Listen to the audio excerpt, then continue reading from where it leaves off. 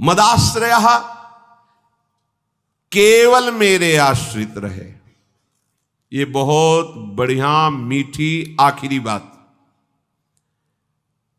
ये जीवन की साधना का फल, ये शब्द मदाश्रय इतना मीठा है, इतना शांति है, इतना आनंद है। बस इसी को समझ नहीं पा रहे तो परेशान हो रहे हैं। हमारा मन नहीं लगता, हमसे ये नहीं होता, हमसे वो नहीं होता। तुम्ही से तो ना, तो तुम छोड़ो अपने को, मदाश्रय ऐसे हो जाओ प्रभु के आश्रित। पता नहीं कल्याण हो कि ना हो, जो हो रहा है वो भी छूट जाएगा, पता नहीं कौन सी गति हो। तो संशयात्मा विनश्यति, इस पर शास्त्र सब कुछ वर्णन करते। तुम्हें प्रभु पे भरोसा नहीं है, प्रभु का आश्रय ये पूरे जीवन में इसी ने चलाया है, मदाश्रया ने, इसी ने पोषण किया है और यही हमें बेपरवाह रखा है ना प्रभु। मदाश्रया प्रभु का कोई साथी नहीं है, कोई साथी नहीं। एकमात्र श्री हरि, एकमात्र प्रियाजू। आश्रय ये बहुत अमृत शब्द है, समझ में केवल आ जाए। अभी इसी क्षण बिना साधना के मुक्त हो, अगर ये बात समझ में आ जाए। पर अभी तो समझ में आ सकती कुछ मिनट के लिए, क्योंकि यहां का वायुमंडल है मदाश्रया का। तो अभी सब पर गेट के बाहर निकलते ही हवा बदलेगी तो विचार बदल जाएंगे। मदाश्रया ये गुरु कृपा से आई हुई भारी विपत्ति, प्रतिकूलता, असाध्य रोग, अपमान, निंदा, ये सहयोगी होते हैं मदाश्रया के लिए। ये मदाश्रया में बहुत सहयोगी होते हैं और इनको कौन चाहता है, इसीलिए मदाश्रया नहीं हो पाता। वो हम के आश्रित रहता है। साधना का आश्रय ले सकता है, क्रियाओं का आश्रय ले सकता है, व्यक्ति का आश्रय ले सकता है, लेकिन मदाश्रया भगवद आश्रित। और भगवद आश्रित बहुत बेपरवाह और ऐसी वस्तु मिलती है जो किसी साधना से नहीं मिलती। पर ये हृदय का विषय होता है, वाणी का नहीं होता। केवल वाणी के कहने से हृदय शांत नहीं हो जाएगा। निज सुख बिन मन होई की थीरा, जब तक मन में ये आश्रय जागृत नहीं होगा तब तक बात नहीं बनेगी। और ये जागृत तभी होगी, लिख लो, जब तुम्हारा अपमान होगा, निंदा होगी, शरीर किसी असाध्य रोग से ग्रसित होगा, सब तिरस्कार करेंगे, सब कोई सृष्टि में प्यार से देखने वाला नहीं होगा, तब सच्चा मदाश्रय उदय होता है। प्रभु आपके सिवा कोई नहीं। वो हृदय की जो धारा प्रभु की तरफ बही निहाल कर देते हैं। तो एक कदम मेरी तरफ चल के तो देख, पूरी सृष्टि न झुका दूं तो कहना, भगवान के वचन। एक कदम तो चल के देख मेरी तरफ। ये अंदर की बात है। बाहर से आप कहोगे तो हम 500 किलोमीटर से आए, एक कदम की क्या बात है। बाहर से दौड़ने वाला कोई वीर नहीं कहा जाता। अंदर तो आप वहीं बैठे हुए हो, शरीर में, उस शरीर संबंधियों में, शरीर भोगों में, एक कदम कहां चले। अंदर की बात है कि आप कोई नहीं। ये मदाश्रया अंतिम सांस तक हो जाए तो परम पद भी मिल जाएगी। बहुत बार बता चुके, फिर समझ लीजिए। द्रौपदी जी महान भक्ता हैं, भगवान से मिलती हैं, बात करती हैं, पर ये विपत्ति, ये दुख, ये असाध्य रोग, ये अपमान, ये निंदा, ये मदाश्रया को जागृत करता है, दूसरा नहीं, दूसरा नहीं। अभी तक पूर्ण मदाश्रया द्रौपदी जी नहीं थी, क्योंकि जब कर्ण और दुर्योधन के आदेश से दुशासन महल में प्रवेश करता है और बाल पकड़ करके अपवित्र दशा में उनको घसीटते हुए सभा में लाता है, तब एक बार भी नहीं बोली हा श्री कृष्ण। क्यों? अंदर आश्रय है। ऐसे महावीर है कि अगर भीम गदा उठा ले तो त्रिभुवन में सामने उनके टिकने वाला वीर नहीं है। अर्जुन अगर गांडीव चढ़ा ले तो किसी को भी ललकार सकते हैं, भगवत शक्ति से संपन्न है। अगर युधिष्ठिर जी भाला उठा ले तो सामने कोई महावीर भी टिकने वाला नहीं। मेरे 5 पति हैं और सभा में परम धर्मात्मा भीष्म जी विराजमान है, जो महात्मा है। क्या उनके होते हुए ऐसा हो सकता है? द्रोणाचार्य जी हैं, कृपाचार्य जी हैं, बड़े बड़े वीर बैठे हुए। एक बार भी नहीं आया कि मेरे श्री कृष्ण हैं।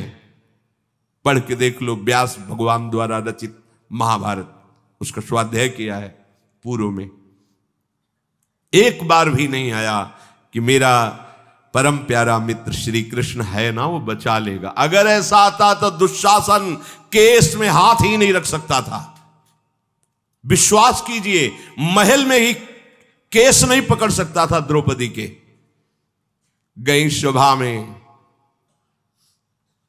बड़ा उपहास कर रहा है कर्ण और दुर्योधन, गंदे शब्दों से बोल रहा है। नहीं बोलना चाहिए ऐसी धर्मात्माओं की सभा में, ऐसी महान देवी को ऐसे शब्द नहीं बोलने चाहिए। बड़े अपवित्र शब्द बोले। तब उनकी दृष्टि गई तो पांचों पति सर झुकाए बैठे हैं, कोई देख भी नहीं रहा है। कृपाचार्य, द्रोणाचार्य सदगुरु हैं, पिता की तरह हैं, कोई नहीं बोल रहा। भीष्म जी की तरफ देखा और कहा, मैं केवल इतना पूछना चाहती हूं कि क्या केवल महाराज युधिष्ठिर को अधिकार है मुझे हारने का? क्या यह धर्म है? अगर है तो आप केवल बोल दीजिए, मैं सब कुछ सह जाऊंगी। अगर धर्म नहीं तो मैं समर्थ हूं, हर एक को दंड देने में समर्थ हूं। कान में लग करके गांधारी जी ने बाद में कहा था धृतराष्ट्र से कि होश में हो जा, पूरी सभा को भस्म करने की सामर्थ्य द्रौपदी रखती है, क्योंकि वो महान देवी कोई साधारण मां के गर्भ से पैदा हुई नहीं, यज्ञ से प्रकट हुई है। कहां कोई बात सुनने वाला? खींच रहा है दुशासन, 10,000 हाथियों का बल रखता है। द्रौपदी जी हाथ से पकड़े हुए साड़ी, थक गई। सोचा आप क्या, अभी मदाश्रया नहीं जागृत हुआ, एक बार भी कृष्ण याद नहीं आए, दांत से पकड़ लिया। अब लगा कि अब की बार के झटके में दांत से भी छूट जाएगी। स्वयं छोड़ दिया और कहा, हे गोविंद द्वारिकावासी कृष्ण। सेकंड नहीं लगा, भगवान का वस्त्रावतार हो गया। मदाश्रया सीधे भगवत प्राप्ति। कोई भी कहीं भी कैसे भी, मदाश्रया के लिए शर्त नहीं है कि आप किस जन्म, किस कुल में, किस क्या कुछ, कहीं भी हो, कोई भी हो, कैसे भी हो, भगवत प्राप्ति के लिए सिद्ध बात है भगवान का आश्रय। अब जीव आश्रय लेना भी नहीं जानता, इसीलिए सत्संग भगवान देते हैं, साधु महात्माओं का संग देते हैं, जिससे तुम्हारी बुद्धि पवित्र हो और तुम भगवान का आश्रय लो। जो संत जन होते हैं वो मदाश्रयाहा, भगवदाश्रय, ऐसे चमत्कार जीवन में प्रकट होते हैं जो भगवदाश्रित तपस्या और साधन, ये सब एक तरफ, ये बीच में ऐसे रकील खींचिए, एक तरफ मदाश्रया और एक तरफ जिस क्षण आश्रय लिया उसी क्षण से आपकी समानता करने वाला कोई नहीं रह गया। बार बार समझाने के लिए कहते हैं, जैसे बाली वैसे ही सुग्रीव, इतना भी अंतर नहीं, ना आचरण में ना बल में, किसी भी बहुत समान भाई थे दोनों। और रूप भी, बाली और सुग्रीव को खड़ा कर दे तो भगवान भी पहचानने में, तभी माला पहनाया था भगवान ने, एकदम एक रूप, एक बल, एक स्वभाव, एक गुण, दोनों ऐसे भाई थे। जब भगवान ने बाण मारा, सामने देखा कोटि कंदर्प दमनी मर्यादा पुरुषोत्तम भगवान, गंभीर मुद्रा, तो हृदय में तो महान प्रीति है, बड़ा प्रसन्न है कि वैसे तो मैं इस लायक ही नहीं था, जो योगियों के ध्यान में नहीं आते, हमारे सामने खड़े हैं, पर थोड़ा इनसे बात भी तो कर ले। तो कहा, प्रभु सुन रखा है कि आप समदर्शी हो, फिर पर आज आपकी समदर्शिता दिखाई नहीं दे रही, पक्षपात दिखाई दे रहा है। मेरा भाई है, पता नहीं आप जानते हैं पूर्ण रूप से कि नहीं, पर मैं जानता हूं क्योंकि साथ ही खेला हूं। मेरे आचरणों से उसके कम आचरण नहीं है, जैसा मैं वैसे ही मेरा भाई, मैं जानता हूं। पर ये क्या, एक का पक्षपात लेके छुप के हमारी छाती में बाण मारा, मैं बैरी सुग्रीव प्यारा, क्या कारण? एक शब्द यही भगवान का था, ऐ देहाभिमानी, तूने सुन नहीं रखा था कि ये मेरी शरण में हो गया है। अभी अभी हुआ है, कोई तपस्या नहीं, कोई साधना नहीं। और हुआ कैसे? महाभागवत हनुमान जी के द्वारा कराया गया। बस ये मदाश्रया शब्द बहुत बड़ा है, बहुत बड़ा। बस इसका परिचय नहीं मिल पाता है। ये कैसे हो ऐसा लगता है। हाँ, अब क्या करूं? तब साधन बताया जाता है, करो, क्योंकि तुम्हारा करने में राग है। जब करते करते हार जाओगे तब फिर यही शब्द बताया जाएगा, मदाश्रया, हो जाओ भगवान के आश्रित। बहुत बड़ा बल है आश्रय। और कहीं प्यारी जू के चरणों का आश्रय। ये तो जब लालजू श्री हरि अत्यंत प्रसन्न होते हैं तब ये बात मिलती है। लाल रंगीलो गाइए ताते प्रीति रंगीली पाई, प्यारी जू तो प्यारी जू। यहां ये सब हिसाब किताब नहीं है, अलबेली सरकार। हाँ। मदाश्रया, जो संत जन होते हैं मदाश्रित होते। कैसा मस्ती है, कैसी मस्ती है नरसिंह मेहता जी के जीवन में मदाश्रया की। देखो ना, कितनी बार भगवान स्वयं उनके सांसारिक कार्य करते पाए गए। कितना मदाश्रित हैं त्रिलोचन जी, भगवान नौकर बने हुए हैं। ये मदाश्रया का स्वाद ही कुछ अलग। एक तरफ साधनाएं हैं, सिद्धांत है, और एक तरफ मदाश्रया है, भगवद आश्रय। जितने भी बड़े महापुरुषों के चरित्र पाए गए उनमें खास बात देखी गई, भगवद आश्रय। कैसे कैसे महापुरुष, घर में दरवाजा खिड़की भी नहीं रह गए, साधु सेवा में बेच बेच के खवा दिया। पीपाजी सीता सेचरी आई, कुछ सेवा के लिए लाई, एक वस्त्र पतली पहले वो भी उतार के बेच करके साधु सेवा में खवा। कितना दृढ़ आश्रय है, भोजन भी नहीं, वस्त्र भी नहीं, निवास के लिए कैसा आश्रय। यह है मदाश्रया। सूखी लकड़ी बीन करके, बेच करके, उससे जो अन्न मिलता है उसे साधु सेवा और ठाकुर सेवा और उदर पोषण राका बाका जी। भगवत आश्रय के सिवा कुछ नहीं जीवन में। किसी भी महापुरुष के चरित्र, भगवत आश्रय, दृढ़ भरोसो दृढ़ इन चरणन के रो। ये कोई बिरला ही समझ पाता है, गुरु कृपा पात्र ही रहस्य समझ पाता है। मदाश्रया का कभी भी किसी भी तरह से पतन नहीं हो सकता। नामे भक्ता प्रणश्य, भगवान के वचन हैं, नामे भक्ता प्रणश्य, ऐसा मेरा भक्त। अब ये नहीं है कि ये कोई बाहरी क्रिया का वर्णन, ये हृदय का विषय है।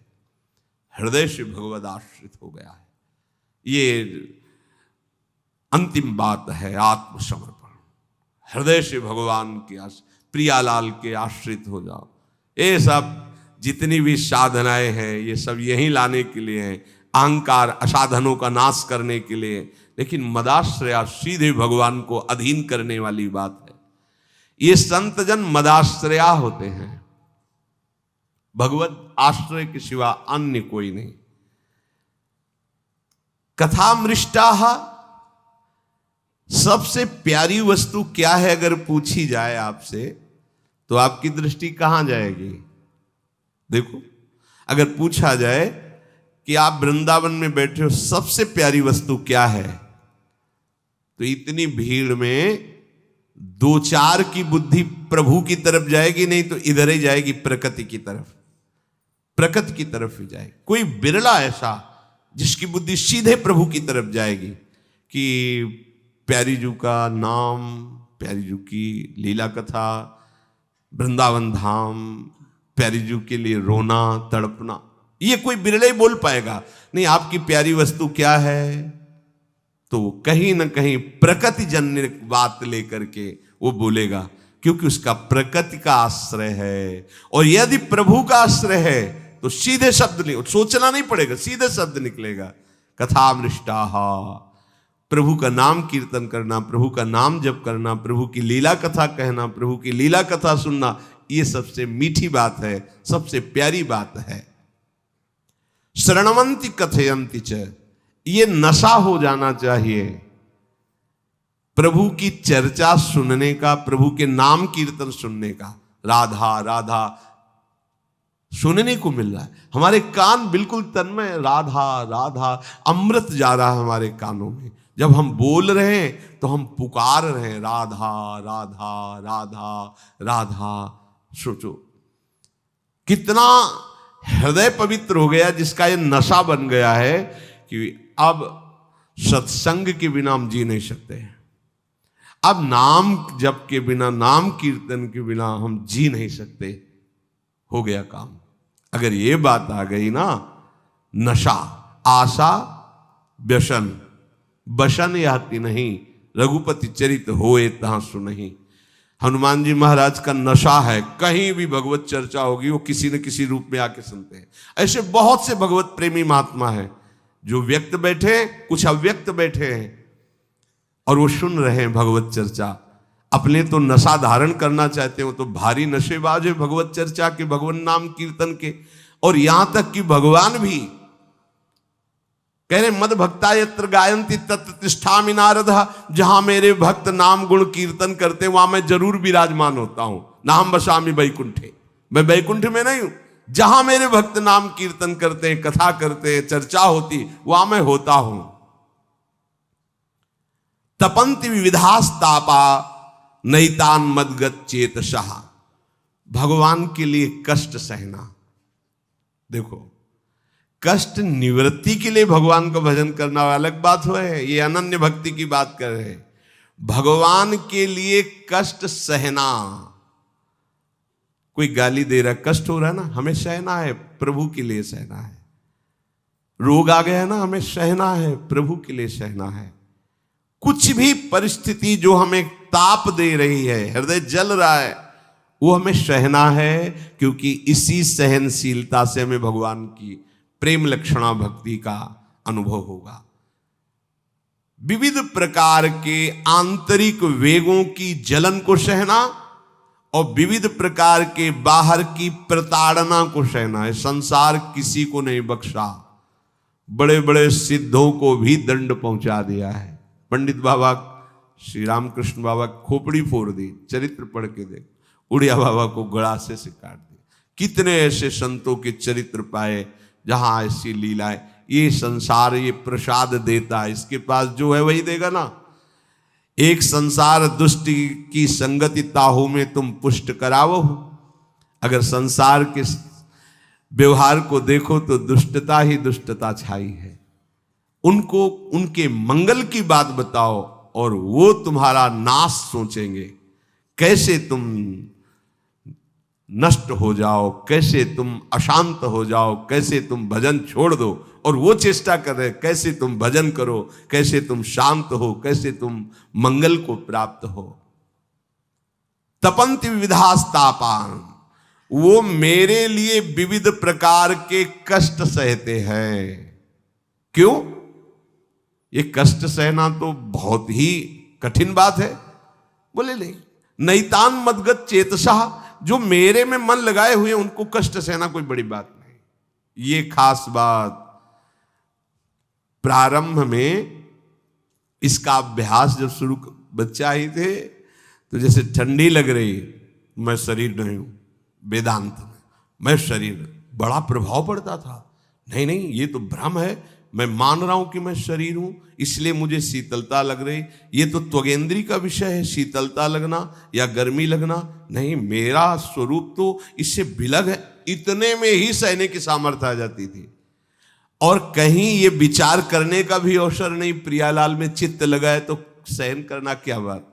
इतनी गाढ़ स्थिति थी भोलानाथ जी की, भोरी सखी की, कि राधा वल्लभ लाल जी की जो पिचकारी होती बहुत दूर तक जाती है। ऐसे बड़ा कृपा प्रसाद मिलता है जब रंग पड़ता है उनका, हमारा जीवन पावन होता है। उन्हीं के रंग से रंग जाए, सदैव ऐसी आकांक्षा रहती। तो सब संत जन जाते हैं प्रभु का रंग डलवाने के लिए। संसार का रंग तो बहुत ही फीका है, गाढ़ा रंग तो राधा वल्लभ लाल जी का है। दिखाई भले फीका देता हो लेकिन गाढ़ा रंग है। ये चढ़ गया फिर उतरेगा नहीं। धोबिया धोवे चाहे सारी उमरिया, श्याम पिया मोरी रंग दे चुनर, यही रंगते हैं चुनरिया।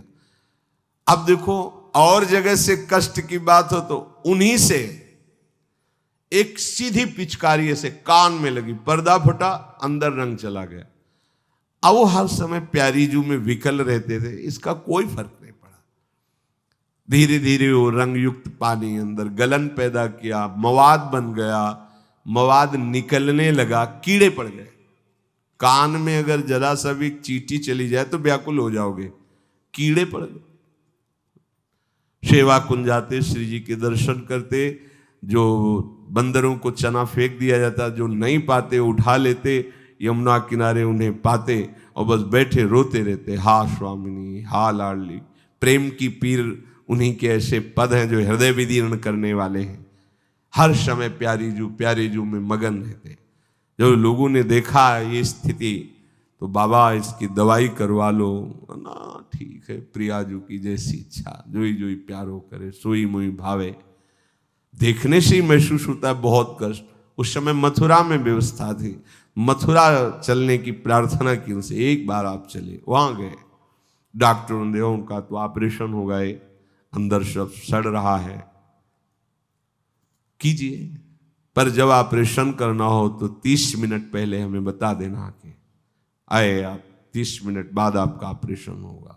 श्री हरिवंश शांत, गायब, देह भाव रहित शरीर स्वरूप में स्थित, शरीर ऐसे जैसे सांप की केचुल पड़ा है। ऑपरेशन, कोई सुनने की जरूरत नहीं, ऑपरेशन हुआ। अब सब आश्चर्यचकित, डॉक्टर नर्स सब, ये क्या है? एक तो इतनी पीड़ा और फिर पीड़ा का कोई भान नहीं, फिर इसके बाद उस पर ऑपरेशन, फिर भी कोई भान नहीं। 1 घंटे बाद श्री हरिवंश, श्री हरिवंश, सब हाथ जुड़े खड़े थे। हो गया ऑपरेशन, राधा वल्लभ लाल की, उठ के चल दी। ये कहां स्थिति है? नैतान मदगत चेतसः, उनको कोई कष्ट इसलिए नहीं व्यापता कि मदगत चेतसः, वो मेरे में चित्त अर्पित कर दी। ये स्थिति है, ये बातों से नहीं होती, ये स्थिति से होता है। जब तक स्थिति नहीं है तो केवल बता दिया जाए कि तुम्हारे अमुक रोग हो रहा है, होश उड़ जाएंगे, होश उड़ जाएंगे। भजन की बात क्या, डिप्रेशन में पहुंच जाओगे। और अगर ये है कि चित्त प्रियाजू में लगा है तो ये तो जाना तो है ही, आज या कल कभी भी बुला ले, हम तो तैयार हैं। बस फिर कोई कष्ट, सच्ची कहते हैं, सच्ची शब्द इसलिए आपको विश्वास हो जाए, जब कोई विशेष कष्ट होता है तब विशेष प्रोग्राम चलाया जाता है। जैसे होता है ना टीवी में कि भाई ऐसा प्रोग्राम चलाओ कि थोड़ी देर तो मन आनंदित हो जाए। तो जब हम स्वस्थ हैं, कम कष्ट है तो भजन करो, और जब अधिक कष्ट है तो तुम्हें करना नहीं, प्रोग्राम चला दिया गया, बस मस्त देखते रहो। प्रियाजू जितना दुलार करती हैं उतना बड़ा कोई कष्ट ही नहीं पैदा हुआ है कि उनके दुलार के आगे अपना प्रभाव दिखा दे कोई कष्ट। जो भगवत अनन्य भक्त होते हैं वो विविध प्रकार के कष्ट प्रभु के लिए सहते हैं, क्योंकि उनका चित्त प्रभु में लगा होता है, इसलिए उन्हें कोई कष्ट भान नहीं होता।